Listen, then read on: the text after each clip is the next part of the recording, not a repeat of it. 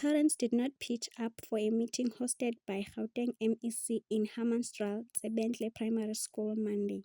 This comes after the suspended principal was brought back to her position. The suspension of the principal comes after she demanded parents to pay fees despite the school being under government. The MEC threatens to arrest those who disrupt the proceedings in the school. The MPs went there, did a video that school will not proceed up until some of the issues that they were raising are resolved. It's a very reckless statement. I'm saying this to politicians. I will get you arrested and I'll put you in jail.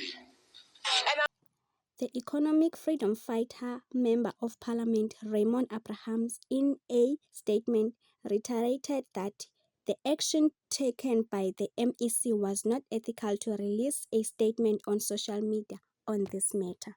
I'm a voice for the voiceless.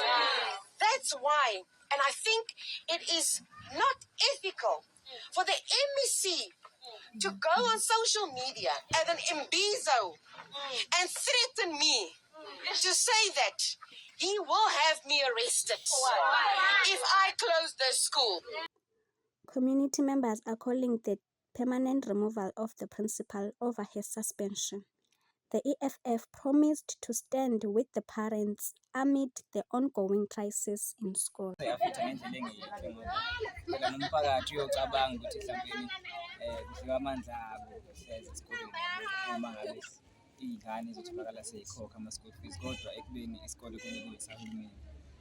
Tsebentle Primary School was interrupted because of the returning of the suspended principal. No parent wants to see his or her child being at a school where there is so much corruption and nothing is being done about that. Parents are now planning to march to the Education Department offices. Nelly Swamukina, TT News, Social Media.